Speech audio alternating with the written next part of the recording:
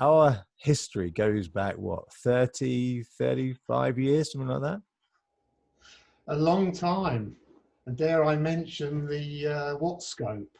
My goodness. Was it really the what scope? Was it?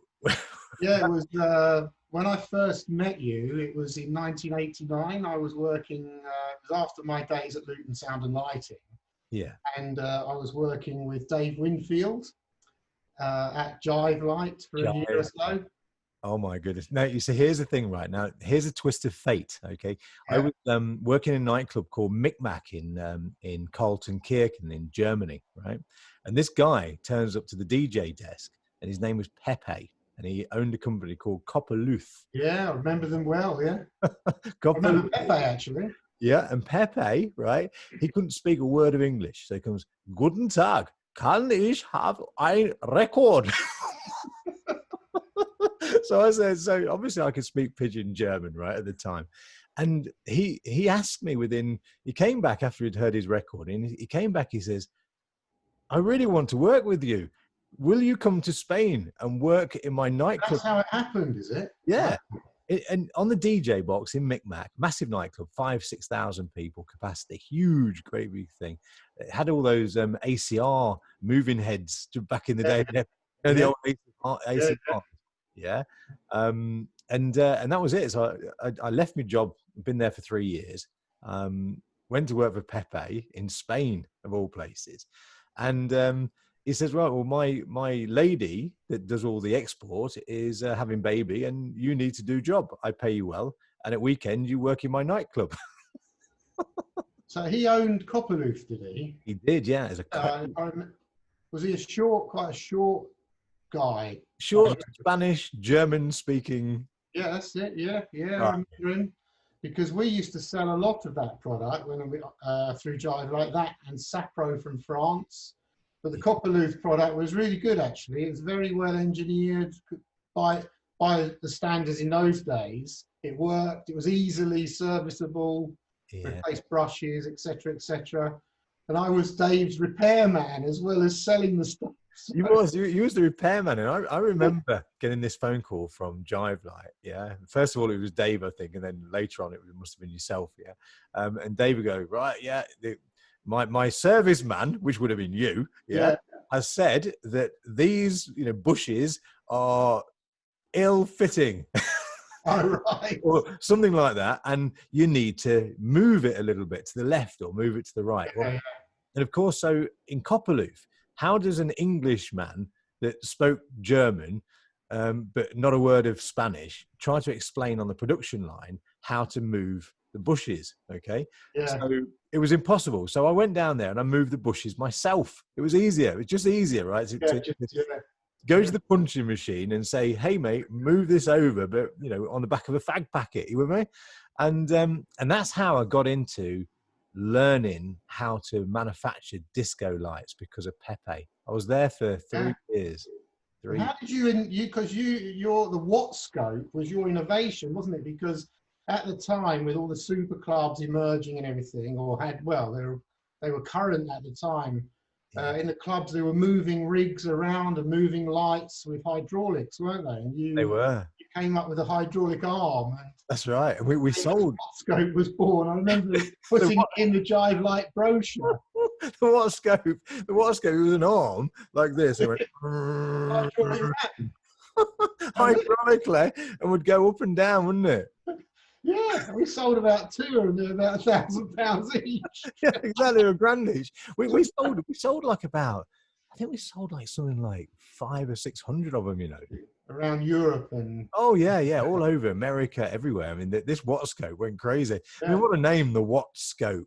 Yeah, I know, it's amazing. And then you, I know you're supposed to be interviewing me, but then you cropped up at Abstracts. I know, but that was the same year I started Leisuretec, of course. Of course. Well, what happened there? I mean, we're just reminiscing, and it's lovely reminiscing. But I then came out with the Challenger. Do you remember the Challenger?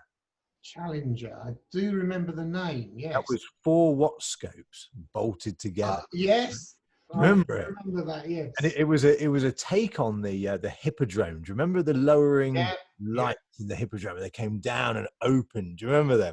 fantastic. Yeah, Oh, in the day, yeah. yeah, so that was it. And we made it open and then we made it turn. The whole thing, you know, half a ton turning over your head. I know, incredible. The things that went in the ceiling with So, very little safety in mind, I think, my really, goodness. to be honest. Well, I mean, a lot of them, Adrian Brooks from Light Structures were telling me, you know, the safety system was the recall springs and the seat belts of a transit van. Because Well, as long as it worked and no one died, I well, suppose. yeah, and of It was course, okay. Yeah. no one did. You know, so that was your first days. Then there it is. You know, working with Dave, who was what? Well, before that, I had, obviously, for many years, I had a retail shop in Luton. Yeah, So my first days in the industry were, dare I actually admit, back in late 1976. 1976 is Yeah. really early. Yeah, when I was about 1. No, it was my brother had a DJ agency, and he went into partnership with a guy in Luton, in a shop in Luton, selling DJ kit. And we basically, I moved into the flat above the shop, became, you know, I was working somewhere else at the time, I was still at college. Then I became kind of working on Saturdays and evenings, and then it got under my skin, in my blood. Yeah. And then he split up with his business partner, and I went in with him. It all went from there, and we had quite a very successful single outlet and mail order sound and lighting business until I left in 1988, because my brother and I basically had disagreements about where the company was going to go, and I wanted to. Been there, done that. Yeah. Been there, done that. We'd started, for a bit of a laugh.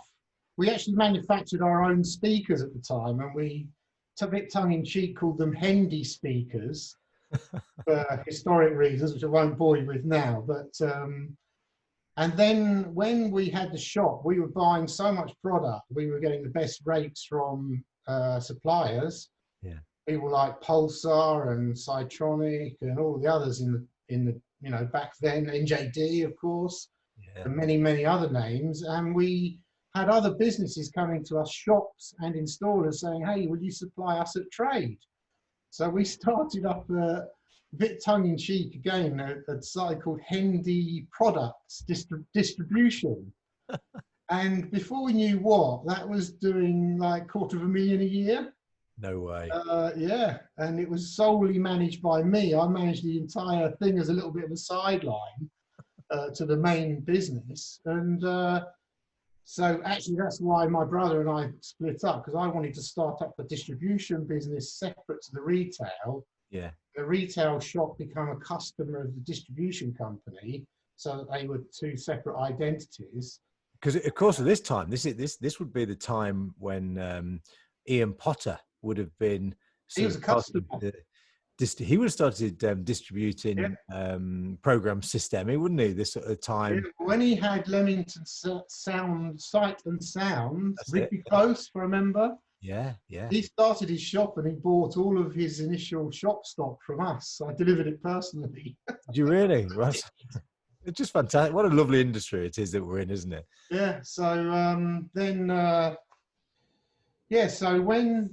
so that's when we still had the Henden distribution side. Yeah. And then, so basically my brother and I disagreed. He was the major shareholder, so I left. And then I worked for Jivelight for a while, and then realised I was unemployable. As we all do. When you're self-employed, you just can't go back to being employed. You can't. It's not possible, is it? Best about everything, don't you? Although it's part of my personality anyway. My wife. Funny thing you say that there. I mean, this is quite an important one to touch on, really, because every single person that has been on my podcast, and there's been a few now, every single one of them is unemployable. Absolutely, yeah. Yeah. Absolutely, because you get these great ideas and you've got to do them now. Yeah. Right, I'm going to do that now, and then you do it, and sometimes it works, sometimes it doesn't, and then. And this is exactly why I've done this part of the podcast, which is talking to the movers and shakers of the industry. A lot of, so far the podcasts have been very much around manufacturing, and now we're sort of moving into the next phase, which is the movers and shakers. People, people like yourself are absolutely one of those. You've taken, you've been the Jivelight, you've been that man, you've done that. And then you decided, that's it, I'm going to go on my own. And then, I mean, I being honest and open, which I know you want everyone to be, I was pretty nervous about the whole thing. In fact, before I joined Jivelight, I took out, I put a deposit on a new industrial unit in Luton, and then the late 80s crash came, and I bailed, and I lost 1,500 quid deposit and deferred starting the company for way over a year. And then when I realised I was unemployable, I thought, right, I'm going to give it a go. And if it all crashes and burns, I'll realise I've just got to go and get a job. So I had 15 grand that I'd had when I sold my shares to my brother. I kept some money, and I went to the bank and said, can I have a 15,000 overdraft? And he said, no.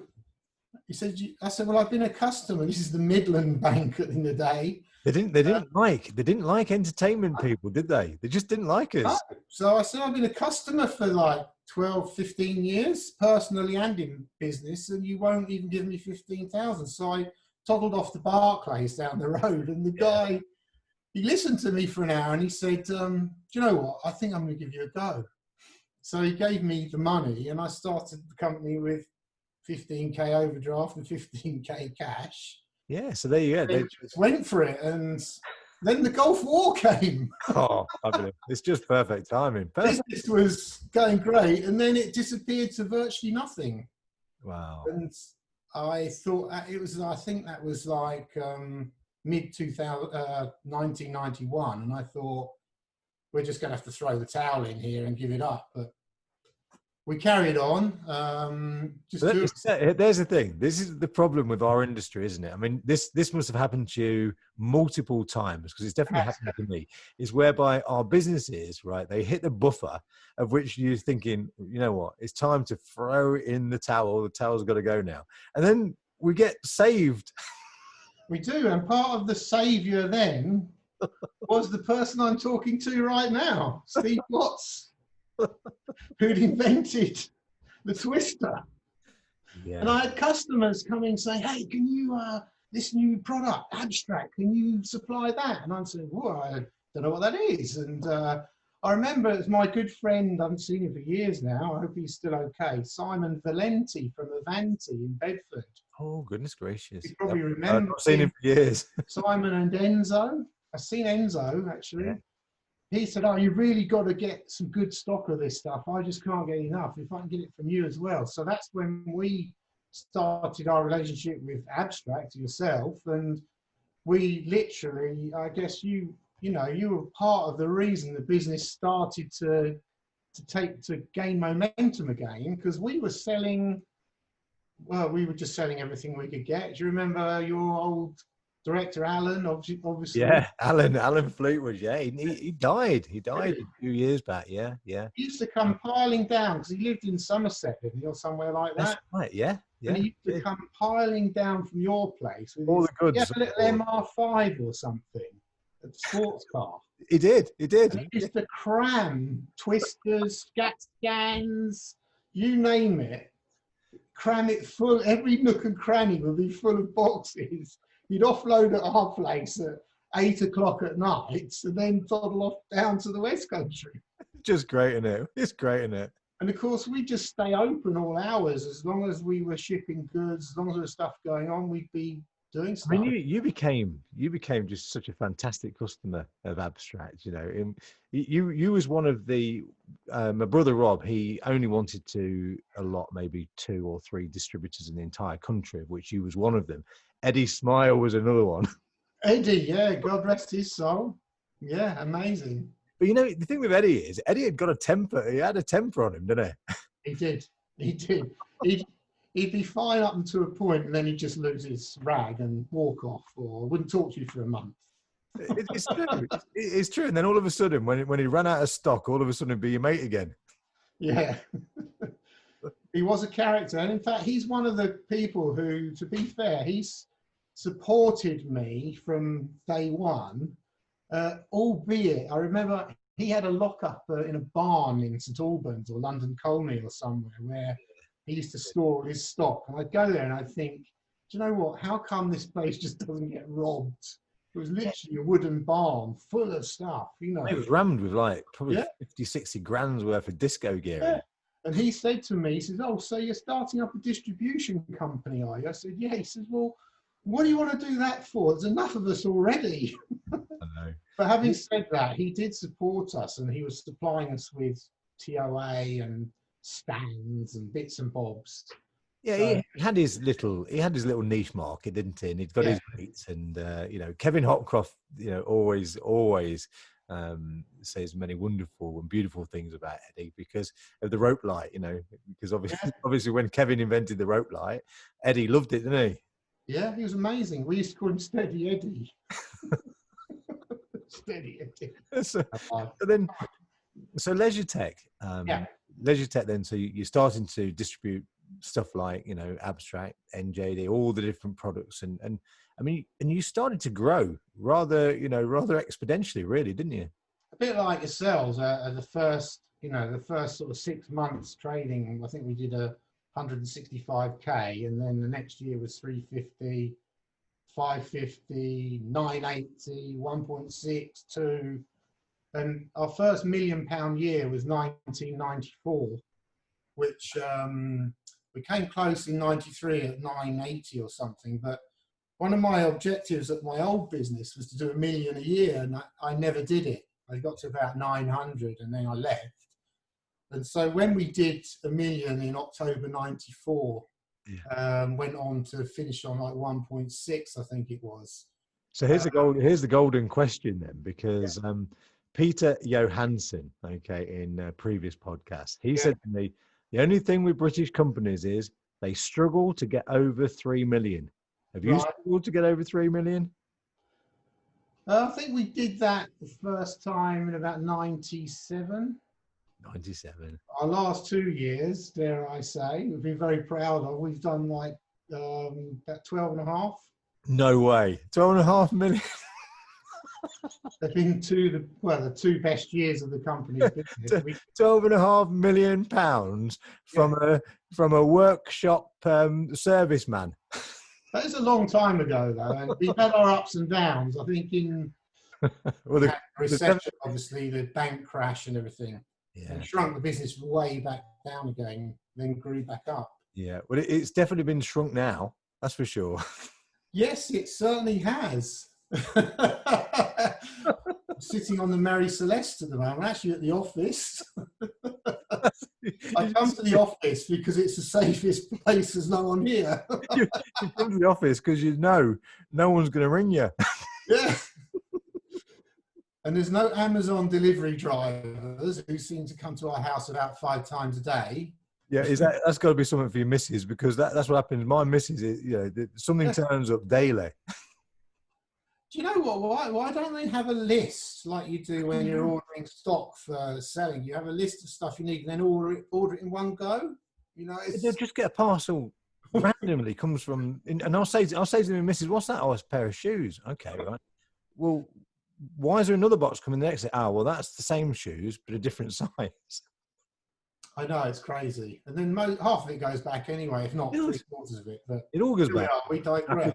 Backwards forward. I tell you what, I'm very pleased that we're not in that industry. At least most of our customers, when they buy something, they keep it, don't they? Yeah, they do. God, so, back then, we had, I think Lambert were distributing Martin Professional, weren't they, at the time? Yeah, and then you Abstract.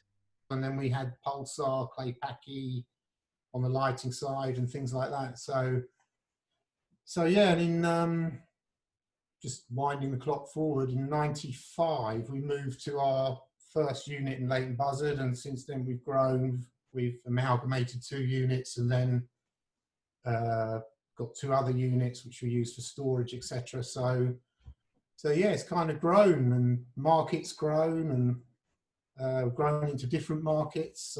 So your belief then, when you were saying to your brother, look, I want to get into distribution, and he's no, I want to stay in retail store.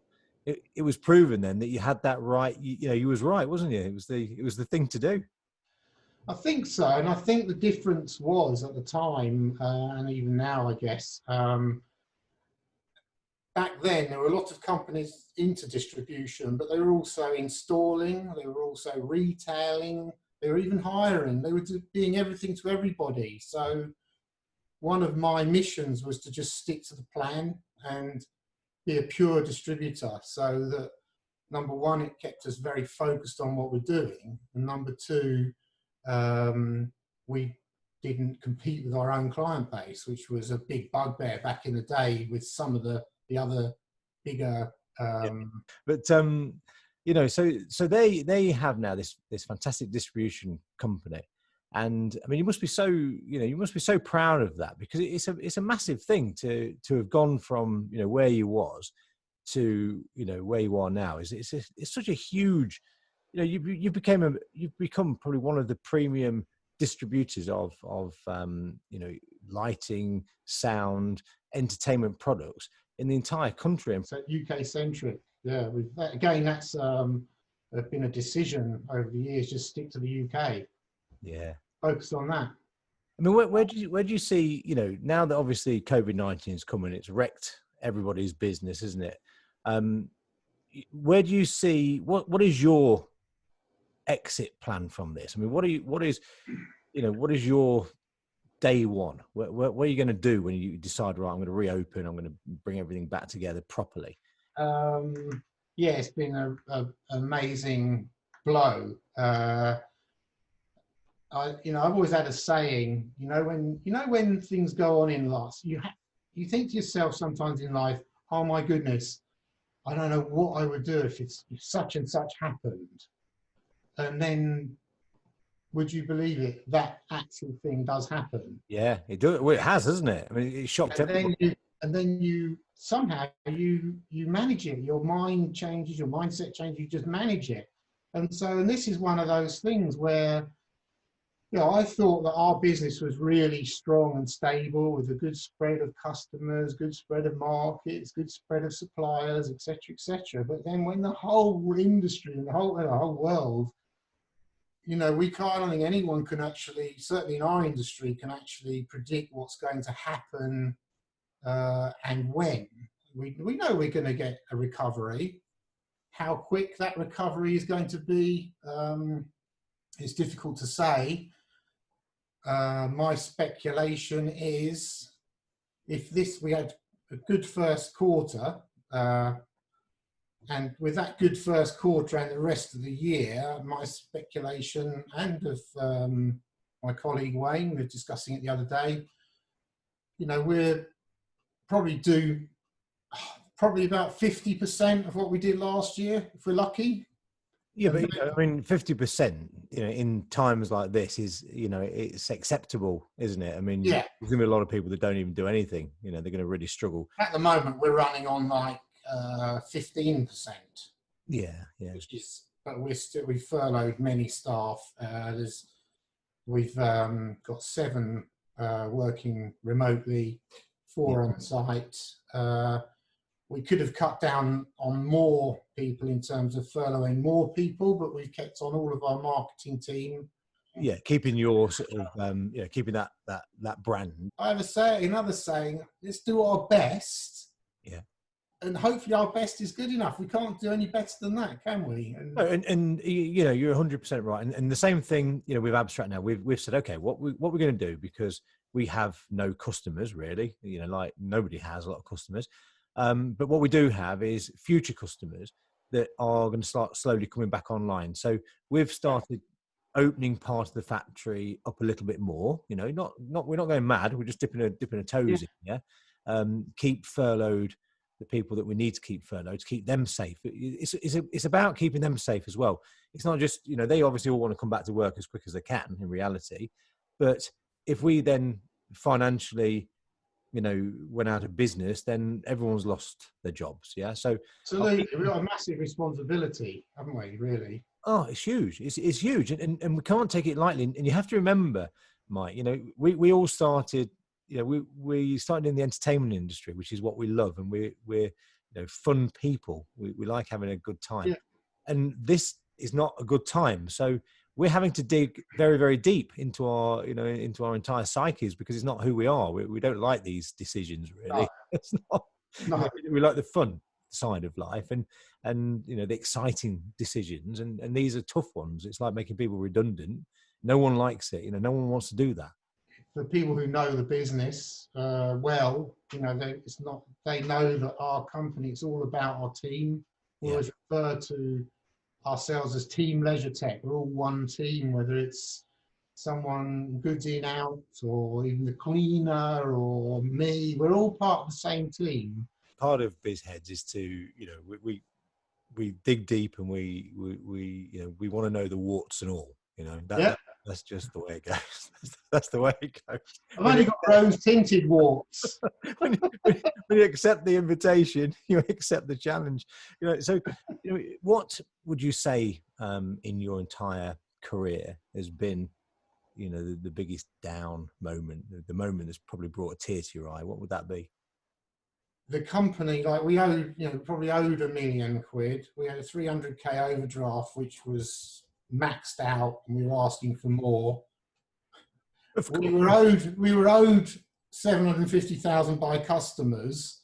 Business was going down. Overheads were higher than ever. Turnover actually was as high as it ever was, but we were making no profit. Well, we were making very limited gross profit. All the key measures of a business were completely up the creek. Everything had gone up the spout. And it was you know, at the time I lived 125 miles away from the office, which was my own fault. It was a good idea at the time. And it was hard. Yeah. So that's when Cliff got involved in the company. And, you know, to be fair to Cliff, he was really good at sorting stuff out, but by natural wastage. We literally axed 2 or 3 brands that we were distributing that just weren't producing any profit and were actually costing us money. Yeah. We reduced turnover down to about 3.8 mil, and then we regrouped. We reduced overheads by sort of 40-50%, and then we regrouped and gradually recovered. But I remember the bank ringing up one day and saying, "Oh, hello, what's his name? Can't remember his name now. Mr. Trotman here. Oh, hello. I'm your new manager. Can I come and see you?" But, you know, and when they pull the plug, it hurts, doesn't it? It does. You see, that's what happened to me. It happened to Adrian Brooks. It's happened to you. It's where we get these overdrafts and we max them out, and then we kind of like accept them and quite like them just left at full max position. Yeah, well, you're ambitious at the time. You want capital to invest in stock, machinery. I think we had way too much invested in money owed to us at the time, which was either overdue or way too high for what the size business at the time. So we gradually clawed that in, sold stock off, and gradually recovered. 2014, I think it was, we built our tech zone, which is our sort of training centre. Yeah. Which we availed for training courses, either internal or people coming, or third-party people using the room. Like we've hosted Plaza training in there, ISCE training in there, that kind of thing, just to get people in the building. That's fantastic. So that's really got more interaction with the industry, hasn't it? So yeah. And I think that's important. When you interact with the industry, things happen. You know, good things do happen. There's no doubt about that.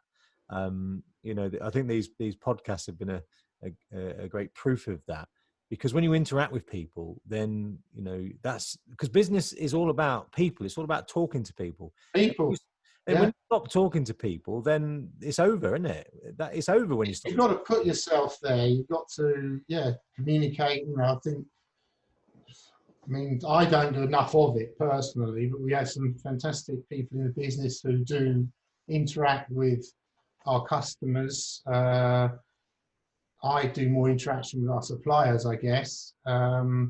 It's about relationships. I think relationship is the key word. If you have, on all levels, if you have a relationship with your team, everyone in the team, you have a relationship with your customers and your suppliers, and some become, you know, not legal partnerships, but working partnerships. You know, we always say on the supplier's side, if you've got a great working partnership with a supplier, the business just takes care of itself. Yeah. You're all enthusiastic about achieving the same objective. Yeah. So yeah, it's all about relationships. It is though, and you know, ultimately, you know, when we look at our businesses, you know, I think relationships have built, you know, right at the very beginning of Abstract, and exactly the same it would have been for you. You would have been talking to people all of the time because you want to get your business going. You want to make it thrive. And that's why it did thrive. And then, you know, like you did, I did the same thing. I backed off my business, let somebody else run it for a while.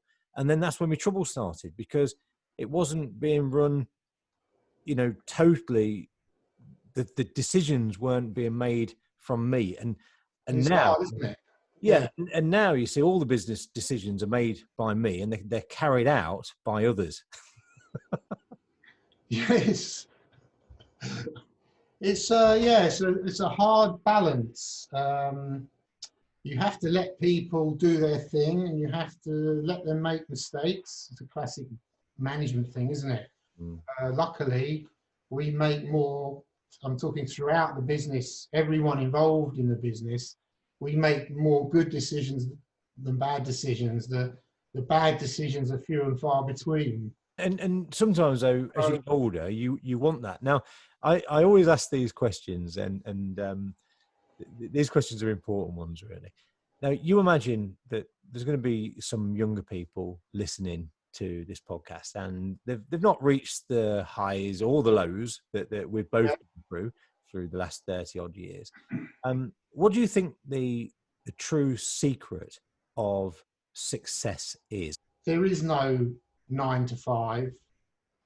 You know, it's whatever hours you need to work, you need to work. Certainly in the early days, you need to be prepared to work harder than you ever thought you could, and you need to be able to face issues, challenges, problems that you never thought you'd have to face. You know, and if you go through that stage, then you're on the right road. But it never stops. And that's, yeah, my missus would say the same. She'll say, right, we're going shopping, because Fridays we call it hand holding day. I mean, at the minute every day is a Friday, but normally when I'm at work, I don't work on a Friday, and so we'll go out shopping together. And I like that, hand holding day. It's lovely. You know, it's just two. You know, it puts your relationship and keeps it where you want it, because you're spending the whole day together, right? And but obviously Friday for me, it's deal day. Yeah, it's where I've got to get more deals set up ready for next week, right? Yeah. So as we're going around Topshop, I'm on the blower, aren't I? That's why he's got so many shoes. You're not keeping an eye on things. I've got to keep and so she'll come out the changing room and say, what do you think of this? And I'm talking to somebody about a 20 grand order, and then I've got to look at the skirt, haven't I? And make the decision on it. I love it. It's all good fun though, isn't it? Now, what about in you? You know, you obviously, for me, I've gone into radio now as a passion. You know, it's something I really, really love doing. Have you? What are your sort of? What's your social activity? How do you de-stress? What takes you away from business? Spending quite a lot of time on house gardens. I love doing my DIY and stuff like that. I'm socializing. I try to socialize a lot, meals, going out and that kind of stuff. I don't have any major hobbies. I don't play golf, stuff like that. I go cycling. That's a good one. Oh, right. Yeah, no, I'm in cycling. I've been cycling for 25 years. It's great fun. Not as much as I should, but encouraged by my son, Charlie, who's our marketing manager as well. Yeah. Oh, really? He's into cycling, so he drags me out. That's great, isn't it? So yeah, I guess also, sad as it may seem, my work is my hobby as well. So I'm constantly thinking about the company and stuff like that, you know. So and it is that, isn't it? It you know, I think that the super successful people, they don't see it just as a business. Okay, you know, we have the issues, that we have the problems and all that, but you know, 80% of the time, it's like a pleasure to us, isn't it? It's like a challenge, you know, right? How do I do this, or how do I find the money for that, or how do I, you know, it's like just this challenge, isn't it? It's just another day in the. It is, and that's going back to your original question as well about how do you build a business. I think that is, as long as you've got, you know, don't be afraid to invest. You've got to be busy doing what you're doing today, but you've got to plant seeds for tomorrow. And sometimes that means spending money and investing. For Leisuretec specifically, we've invested heavily over all of the years in IT and technology and premises. And although they've been massive chunks of investments along the way, long term, they've paid off. So, and the benefit, going back to the current situation, when we had to have 7 people remote working, it wasn't a major issue.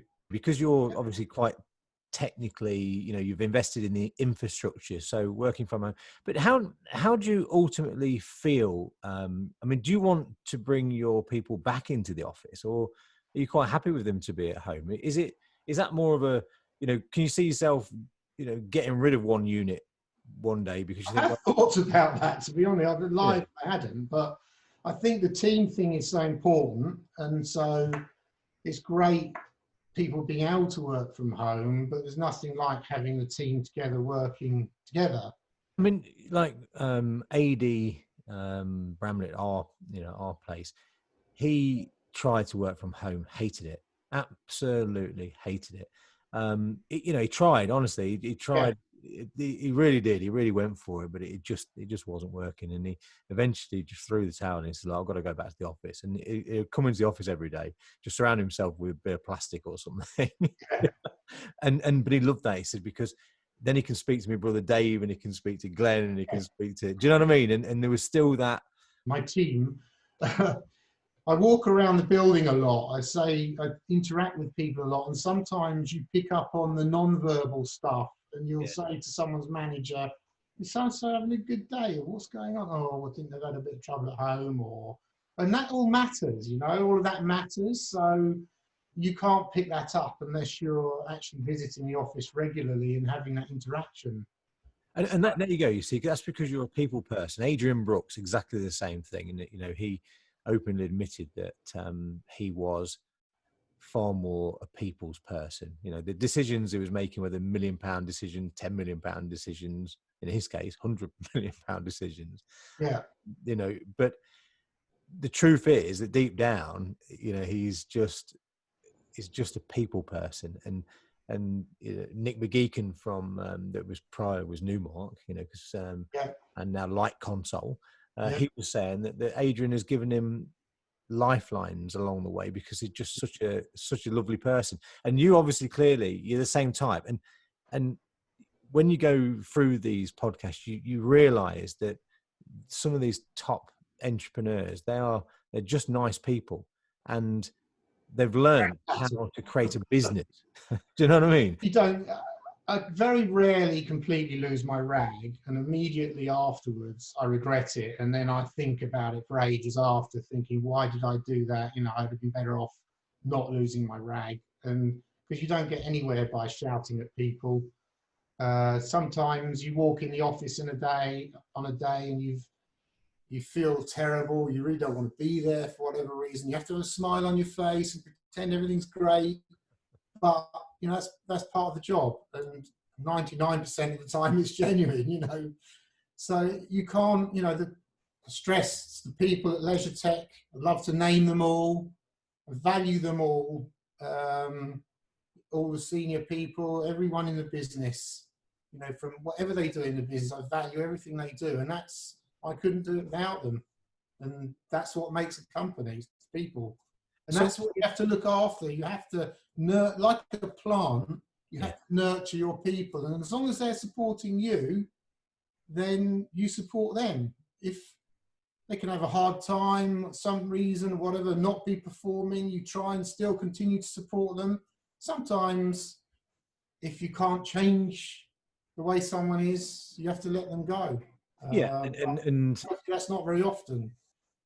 yeah, exactly that. And I mean, Mr. Hanniford, yeah, now he has a very good system, right? He showed me it one day in his office in Robey, right? You sure he's going to approve of you telling? He's got this fantastic system, right? So he says that he looked at me, right, and he gets his bit of paper out, seriously, and he's marking these numbers down, right?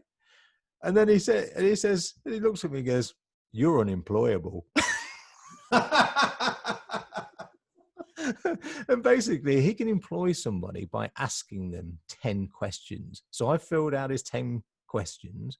I gave it to him, and he said straight away, "Steve, you are totally unemployable." I'd love to know what those questions are. I could probably Google it. Oh, it's fantastic. It's fun, honestly, and and so I profiled every single one of the people that work for me, and it's brilliant. Every single one came out exactly as they are, and so if you use that system at the very, very beginning when you employed or was going to employ somebody, you'd know straight away if it was worth it or not. Straight away, instant. So so there's certain characters. So hard. It's so hard. Oh yeah, there's certain characters, like he said, if you want somebody to be a salesman, they've got to be fantastic at front of house, because if they're not fantastic at front of house, they'll never become a salesman. Yeah. And it profile what a salesman would look like. Yeah. So it asks the questions and know straight away if they're any good or not. It don't even, seriously, it's super brilliant. I'll see if I can get, find what he sent to me and send it on to you. It's brilliant. Great. Yeah. I'd appreciate that.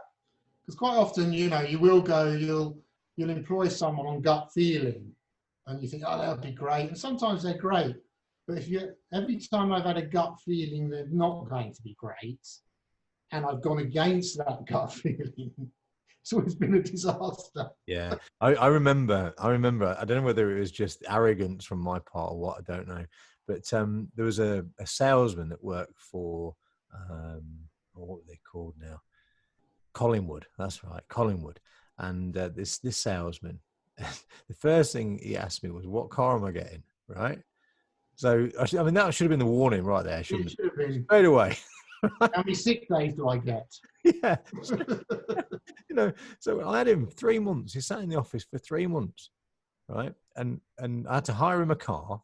And so I got him a normal, just a little car, nothing too crazy. Within 3 days, that little car had gone back, and it'd come back in this great big 6-seater limousine. Somehow it conned him out, but then I ended up getting the bill. So yeah, no, that 3 months didn't sell a thing. So now I know why Colin would let him go. Yeah, it's often the way you go against your instincts, and it doesn't work. And I think that is something really important for anybody listening. Is focus on what you do. Focus on, you have to have a plan. Stick to that plan. Use the word policy. I've got a policy that we're all going to do this, and until you change that policy to do something else, you stick to the policy, you stick to the plan, and do it. That's so important. I like that. That's good. That is. And a friend of mine, Mick Ventola, who's one of a very good customer of mine, and a friend, and has helped us through COVID-19 by, keeping us busy on limited staff and sending us money and stuff. So I respect him for that massively. And he's got diaries going back to 1985. So, he can say to me, right then, Steve, 3 years ago on Wednesday, you said this. Yeah. He's got the whole lot. He's got very organised. OCD at its best, isn't it? It is. It can be bad for you to be too much that way, but no, it's good to be organised. You've got to be organised. That's another key thing, really, and not easily distracted. Put you in good stead, didn't it? Yeah. So yeah, it's been. We're not a massive company. I'm quite proud of everyone who's contributed to the business over the years. I'm quite proud of what we've got now, and very proud actually. And long may it continue. You know, who knows what the future holds, either really or metaphorically speaking. I think what you need to do now before we sort of close up, I think I need a prediction from you. I need a prediction as to, you know, so that we can look back on this. So okay. What is your prediction as to when we get out of this hellhole? I think one thing that's really great for maybe a lot of people in maybe the government, I don't know, is the fact that we've all kind of conveniently forgotten the fact that coronavirus came on the back of Brexit, and a new government. Yeah. And there were already threats to the economy at that point. Coronavirus has taken over. It is a terrible thing, and it's kind of put everything on reset. And so, but we were already heading for probably a mini recession anyway, I think. Coronavirus has come along, and, you know, as I say, it's kind of reset everything. So my prediction, as I mentioned earlier, in terms of numbers, if we can do half, for us as a business, if we can do half of what we did last year, this year, and then build on that next year, I would anticipate next year maybe growing that by another 20, 25%. And you'd be, yeah, and that way, and so you've made like a plan then and said, right, I'm going to chop my business now in half. So if I had a £6 million business, I now have a £3 million business. And of course, this is what I've done, is I've then gone historically back and took a look at my accounts and found the best year at that turnover level. Okay. And then I've reshaped the business ready for that. For us, I mean, I think that's my worst case scenario. What I'm hoping is it's going to be better because of the investment we're making in the marketing side, and everything else we're doing whilst we're having this downtime. We are going to be the best ones out of the blocks when it finally takes off. So I'm hoping it might be the opposite of that. We might have a flood of business that would normally have gone to our competitors. So it's difficult to say, but I'm not despondent about it, and I would like to get back to. Yeah. Now, when I mentioned that you was going to be on my podcast, I had a few emails come in, and a couple of them sort of kind of, you know, I took notice of them. One guy, he says to me that, oh, yeah, great. I'm looking forward to this podcast. He said, really looking forward to this. He said, but I tell you what, that man can't half eat some chicken. Now, what was he on about? Oh, blimey. I mean, we're probably going back years. I'm trying to think who that might be, actually. But it was obviously memorable, and you must have eaten a lot of chicken. Way back in, we had a club called the Chunder Brothers many years ago. This is where, you know, this industry, you've got to have some fun, haven't you? So yeah. This is a long time ago now. And you had to get into the club, you had to eat a 4-pound chicken all on your own. No way. No way. With a starter and a pudding as well. And that kind of set this eating club off, and I'm sure it's not unique. But we did lots of different eating challenges, which were quite ridiculous. So yeah, that could be that, or it might be. I think that's probably exactly what it was. It must have been, because this guy goes back, I know, we must go back 40 years. So he would have picked up on something. One of 1,000 different situations I've been in, but I just love it for that.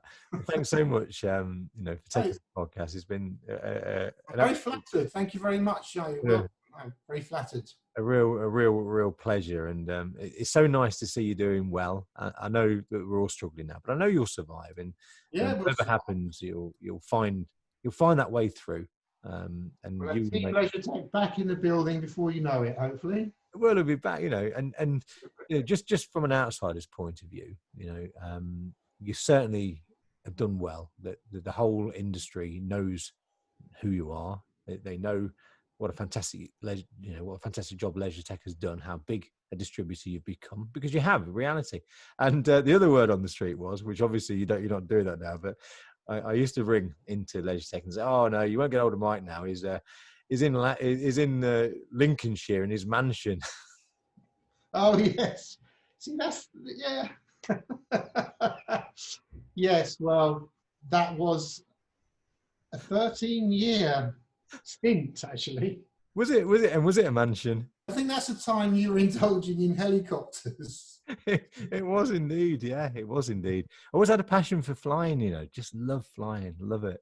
And, when I kind of sort of stopped flying on a, regular basis, all I do now is just keep the 2 hours a year, or just keep the license there. But, before, when I was flying a lot, it was so beautiful. And the radio now, that's my new flight deck now. And it's a great one. I was listening to you yesterday. It's a great passion, because It's really good. Helicopters were costing me, I don't know, £400 an hour. Yeah. And the radio, I'm getting paid for it, and I love it just as much. Yeah. It's equally as exciting and buzzy. Yeah. And you're giving back to the community, and it's just a fantastic thing. Giving back sometimes is actually better than receiving. Yeah. I agree with you. Yes. It's a beautiful thing, mate, and you're a beautiful man. Thank you so much. Thank you very much, Steve. Great to see you. Great All to the best. and I hope I'm going to sell you some more stuff in the future. Well, let's talk. I'm going to try and bring a light or a product out that's going to help you relaunch that business again. I'm up for that, definitely. I think we should talk, definitely. All right, that's great. Thanks, mate. Cheers, Steve. Take care. Pleasure. Bye-bye. Bye-bye. Bye-bye. Bye-bye.